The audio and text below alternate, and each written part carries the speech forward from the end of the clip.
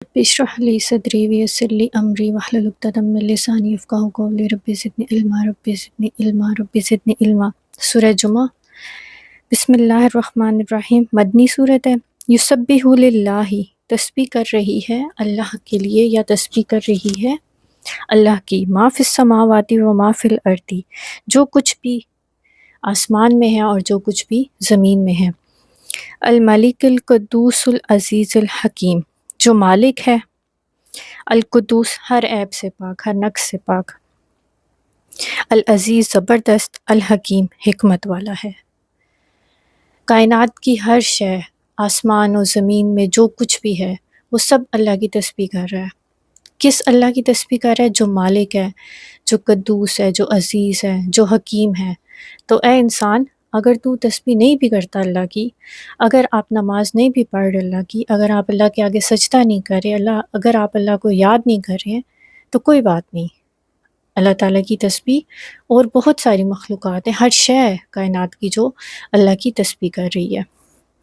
هو الذی بعث فی الامیین رسولا منہم یتلو علیہم آیاتہ، هو الذی، وہ ذات، بعث بھیجا یا اٹھایا، فی الامیین، امی جو ہے وہ ویسے تو ان پڑھ کو کہتے ہیں، لیکن یہاں پہ عربوں میں سے اور امی میں سے، رسول ایک رسول، منہم ان میں سے، یتلو تلاوت کرتا ہے، علیہم ان پر، آیاتی ہی میری آیات کی۔ کیا اللہ تعالیٰ کہہ رہے ہیں کہ وہ ذات جس نے بھیجا ایک رسول جو کیا کرتا ہے؟ تلاوت کرتا ہے، آیاتی ہی میری آیات کی، ویزکیہم اور پاک کرتا ہے، وَيُعَلِّمُهُمُ الْكِتَابَ اور علم دیتا ہے، تعلیم دیتا ہے، الکتاب کی، والحکمہ اور حکمت کی، وَإِن كَانُوا اور یقیناً تھے وہ، من قبل اس سے پہلے، لفی ضلال مبین گمراہی میں، کھلی گمراہی میں۔ یہاں پہ کیا بات ہو رہی ہے کہ حضور صلی اللہ علیہ وسلم جو تھے وہ ان پڑھ تھے، ٹھیک ہے، دنیاوی لحاظ سے وہ پڑھنا اور لکھنا دونوں نہیں جانتے تھے، لیکن یہ اللہ کا فضل ہوتا ہے۔ اگلی آیت میں ہم پڑھیں گے کہ اللہ جس کو چاہتا ہے چن لیتا ہے، ٹھیک ہے۔ اب وہ رسول کرتے کیا ہے؟ وہ رسول کرتا کیا ہے؟ پہلی چیز تلاوت، پھر تزکیہ، پھر اس کتاب کا علم، اور پھر حکمت، چار چیزیں ہیں۔ اب قرآن پڑھتے ہوئے یا قرآن سیکھتے ہوئے اگر صرف ہم تلاوت کو سیکھنا شروع کر دیں، تجوید کو سیکھنا شروع کر دیں، باقی چیزیں چھوڑ دیں، تو یہ بھی قرآن کا حق ادا نہیں ہوگا۔ کیا چیزیں کرنی ہیں ہم نے اس کی تلاوت پہ بھی جو ہے وہ وقت لگانا ہے، تلاوت بھی اچھے سے سیکھنی ہے، پھر اس کے بعد ہم نے جو مین چیز ہے وہ تزکیہ ہے، کہ ہم اپنا تزکیہ کریں، اپنے اعمال کو اور اپنی چیزوں کو بہتر کریں، پھر اس کے بعد اس کتاب کا جو علم ہے اس کو سیکھیں، ڈیپتھ میں جا کے اس کتاب کو جو ہے وہ سیکھیں، پھر اس کے بعد حکمت سورہ لقمان میں جو ہے وہ آپ کو میں نے بتایا تھا کہ حکمت کن چیزوں سے ملتی ہے؟ سچائی کے ساتھ، امانت داری کے ساتھ، لغو باتیں، لغویات سے دور رہنے سے، اور خاموشی کے ساتھ۔ جب حضرت حکیم لقمان سے پوچھا گیا تھا تو انہوں نے یہ چیز بتائی تھی۔ تو رسول کا کام بھی کیا ہوتا ہے؟ یہی۔ تو پھر اگر آپ کسی قرآن کلاس میں بھی جاتے ہیں یا کہیں پر بھی، اگر آپ کو صرف یہ ہوتا ہے کہ تجوید پہ زیادہ لوگ زور دے رہے ہوتے ہیں، یا پھر اگر تجوید نہیں ہے تو تفسیر پڑھا رہے ہیں، ٹھیک ہے، تو کیا ہونا چاہیے؟ بیسٹ چیز کیا ہے؟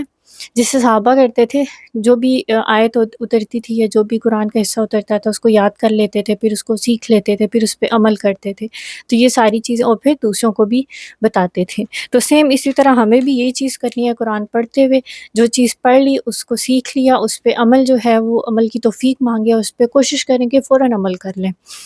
وَإِن كَانُوا مِن قَبْلُ اور یقیناً تھے وہ، کون تھے؟ جو مکہ والے تھے، جو بھی اس ٹائم پہ لوگ تھے، وہ من قبل اس سے پہلے، اس رسول کے آنے سے پہلے، لفی ضلال مبین کھلی گمراہی میں تھے۔ اب وہ کیا گمراہی تھی؟ اولاد کو، لڑکیوں کو زندہ درگور کر دیتے تھے، ٹھیک ہے، پھر بتوں کی پوجا تھی، اسی طرح کی اور بہت ساری خرابیاں جو تھی وہ ان کے اندر پیدا ہو چکی تھیں۔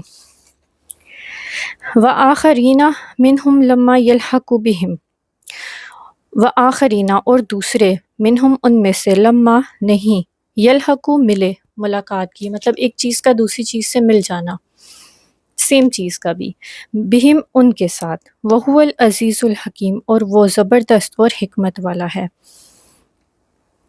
آخرین جو ہے ادرس ہیں، ٹھیک ہے، جیسے کہ ہم ہیں، ہمارے بارے میں بھی بات ہو رہی ہے اس میں، اور اس کے علاوہ اگر ہم روایات سے دیکھیں تو آخرین جو ہے وہ تابعین کے حوالے سے بھی ہے بات، پھر اس کے علاوہ جو بھی لوگ حلقہ اسلام میں داخل ہو رہے ہیں آج تک، وہ سب جو ہے آخرین میں آتے ہیں، ٹھیک ہے۔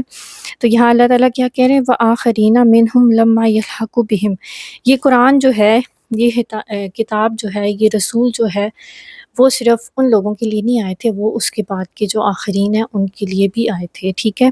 تو یہ کتاب سے نصیحت، تزکیہ، یہ سب کچھ آج ہمیں بھی کرنا ہے۔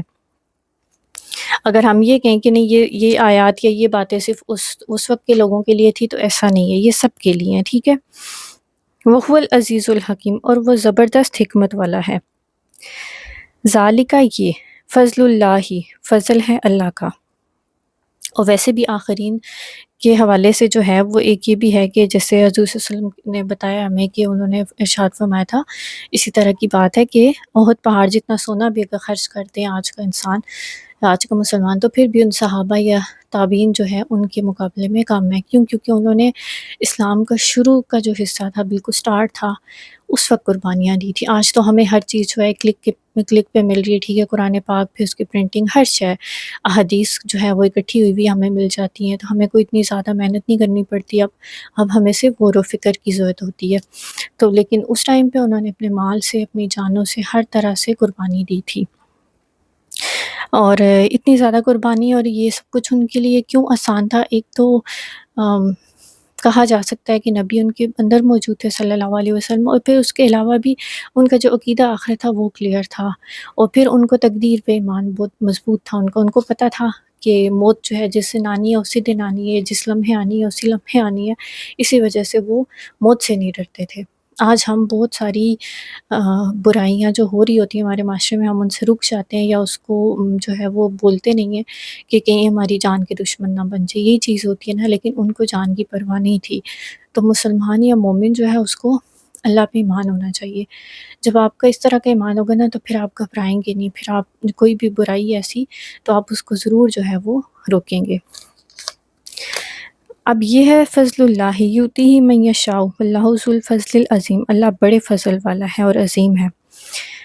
کون سا فضل ہے کہ رسول صلی اللہ علیہ وسلم، ہمارے نبی محمد صلی اللہ علیہ وسلم کو اللہ تعالیٰ نے ایک امی تھے اور ان کو جو ہے وہ رسول نبی بنایا، تو یہ کیا ہے؟ یہ فضل ہے اللہ کا۔ پھر اس کے علاوہ جو صحابہ کے درجات ہیں اس کے حوالے سے بھی اگر دیکھا جائے تو ہم جو ہے آج پیدا ہوئے ہیں، ٹھیک ہے، ہم اس وقت نہیں آئے، تو کچھ بھی ہے جو بھی اس چیز کے اندر ہے وہ سب اللہ کا فضل ہے۔ اگر اس کو حضور صلی اللہ علیہ وسلم کی وراثت کے حوالے سے لیا جائے تو پھر یہ سب سے اللہ کا بہترین فضل ہے۔ اور اس کے علاوہ یہ چیز بھی اللہ کے فضل میں آتی ہے کہ انسان کو اللہ توفیق دے عمل کی، قرآن کی، اور قرآن سمجھنے کی اور قرآن پہ عمل کرنے کی، تو یہ سب سے جو بڑا فضل ہے اللہ تعالیٰ کا کسی بھی انسان پہ، وہ یہی ہے کہ اللہ اس کو ہدایت دیتا ہے۔ اچھا، اب دوسرے لوگ، مثل الذین حملوا التوراۃ ثم لم یحملوها کمثل الحمار یحمل اسفارا، مثال ان لوگوں کی، حملوا التوراۃ، دی گئی تورات، ثم لم یحملوها، پھر نہیں اٹھایا اس کو، کمثل الحمار یحمل اسفارا، مثال اس کی گدھے کی جیسے اٹھایا ہوا ہے اسفارا، بوجھ۔ اسفارا ہوتا ہے کتابیں، بڑی کتابیں، ٹھیک ہے۔ تو یہاں پہ اللہ تعالیٰ کیا کہہ رہے ہیں؟ اللہ تعالیٰ ان لوگوں کی مثال جو ہے وہ گدھے کی طرح دے رہے ہیں، گدھے سے متشابہ کر کے گدھے کی مثال سے بتا رہے ہیں کہ ایسے لوگ جو صرف علم حاصل کرتے جاتے ہیں۔ یہاں پہ تورات کی بات ہو رہی کہ جب انہیں تورات دی گئی تو انہوں نے اس کو نہیں اٹھایا، مطلب کہ اس کو حق ادا نہیں کیا، یہ نہیں کہ انہوں نے فزیکلی نہیں اٹھایا، انہوں نے اس کا حق نہیں ادا کیا، اور پھر بڑی بڑی تفاسیر لکھتی، لیکن وہ سب علم کی حد تک تھی، عمل میں ان کی کوئی چیز نہیں تھی۔ تو بالکل اسی طرح اگر آج ہم بھی قرآن کو جو ہے وہ صرف ایک علم کی کتاب سمجھیں یا بس ہم علم برائے علم حاصل کرے جائیں اور کوئی عمل جو ہے وہ ہماری زندگی میں نہ آئے، تو پھر ہم بھی گدھوں کی طرح ہی ہیں کہ جو صرف اپنے اوپر بوجھ لاتے ہوئے۔ تو اٹھانے کا مطلب یہی ہے کہ اس کا حق ادا نہ کرنا، جیسے کہ پچھلی آیات میں ہم نے پڑھا ہے کہ تزکیہ، پھر اس کے بعد علم، کتاب کا علم، پھر اس کے بعد حکمت اور تلاوت، یہ سب چیزیں آ جاتی ہیں، تو حق ادا تبھی ہوگا۔ بئس مثل القوم الذین کذبوا بآیات اللہ، کتنی بری مثال ہے ان لوگوں کی جنہوں نے جھٹلایا اللہ کی آیات کو۔ واللہ لا یہدی القوم الظالمین، اور اللہ کبھی بھی ظالم قوم کو ہدایت نہیں دیتا۔ کیوں؟ کیونکہ اللہ کی آیات کا انکار کرتے ہیں، نبیوں کو قتل کر دیتے ہیں، ٹھیک ہے، ناحق قتل کرتے ہیں، اس طرح کے بڑے بڑے جرائم کرتے ہیں۔ آگے جو ہے وہ ان کے حوالے سے مزید بات ہوگی۔ تو اللہ تعالیٰ کبھی بھی ظالم کو ہدایت نہیں دیتا، چاہے وہ ایک ہے چاہے وہ قوم کی قوم ہے، تو اللہ ظالموں کو کبھی بھی ہدایت نہیں دیتا۔ قل یا ایھا الذین ہادوا، کہہ دیجئے اے وہ لوگوں جو یہودی ہوئے، ان زعمتم انکم اولیاء للہ من دون الناس، اگر ہو تم زوم میں، گمان میں، اس شک میں کہ تم دوست ہو اللہ کے لوگوں کے سوا، مطلب باقی ہر کسی کے سوا، یہودیوں کو خطاب کر کے اللہ کہہ رہے ہیں کہ اگر تمہیں یہ زوم ہے، اگر تمہیں یہ لگتا ہے کہ صرف تم جو ہے وہ اللہ کے چہیتے ہو، اللہ کے قریبی دوست ہو، فَتَمَنَّوُا الْمَوْتَ إِن كُنتُمْ صَادِقِينَ، تو موت کی تمنا کرو اگر ہو تم سچے۔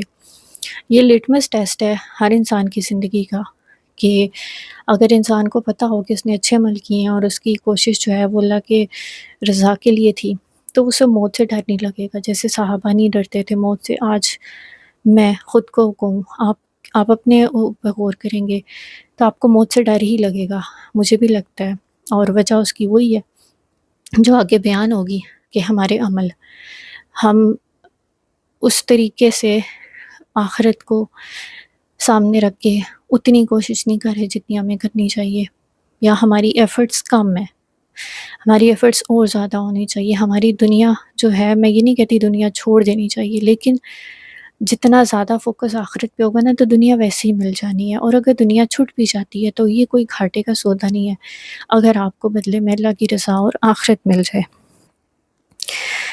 تو یہاں پہ اللہ تعالیٰ نے یہودیوں کو خطاب کیا، ہادو کہا ہے۔ ہادو جو ہے وہ کہتے ہیں کہ یعقوب علیہ السلام کے جو بیٹے یہودا تھے ان سے جو نسبت آگے چلی ہے تو ان کے لیے یہودی ورڈ ہے، اور پھر اس کے علاوہ پلٹنے کے اس معنی میں بھی ان کو یہودی کہا گیا۔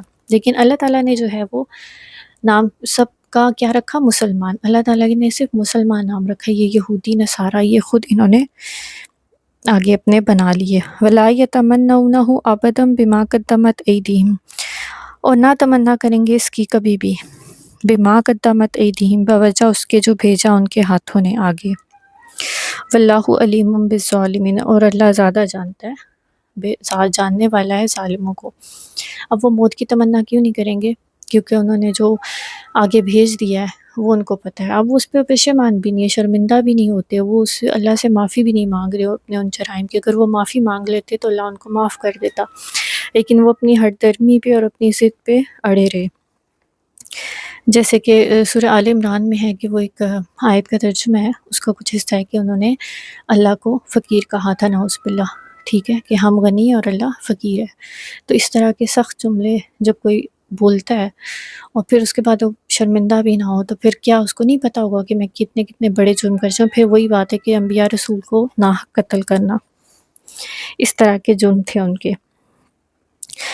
قل ان الموت الذی تفرون، قل کہہ دیجئے ان الموت، وہ موت جس سے تفرون بھاگتے ہو، منہ اس سے، فإنہ پس وہ ملاقیکم ملاقات کرے گی تم سے، ثم پھر تردون پھیرے جاؤ گے، الی عالم الغیب والشہادۃ، اس کی طرف جو جاننے والا ہے غیب اور حاضر کا، فینبئکم پھر وہ بتائے گا تم کو، بما کنتم تعملون جو تم عمل کرتے تھے۔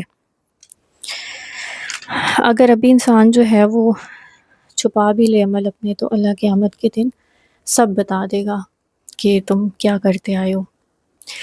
تو ان ساری آیات میں جو ہے وہ سیکھنے کی چیز یہی ہے کہ انسان جو ہے اپنی آخرت کو جو ہے وہ سامنے رکھ لے، اور بجائے اس کے کہ کل کو شرمندہ ہو، کل کو وہ بہت ساری ہیں نا قرآن میں آتی ہیں آیات جن میں انسان کے کاش مجھے ایک دفعہ لوٹا دیا، جو مجرم جو ہوں گے جن کو بائیں ہاتھ میں ملے گا اعمال نامہ، تو وہ یہ خواہش کریں گے کہ ایک دفعہ واپس لوٹا دیے جائیں، یا پھر وہ کہیں گے کہ کاش ہم مٹی ہوتے، یا پھر ایسی خواہش کہ کاش وہی موت ہماری آخری موت ہوتی جو دنیا میں ہمیں مل گئی تھی۔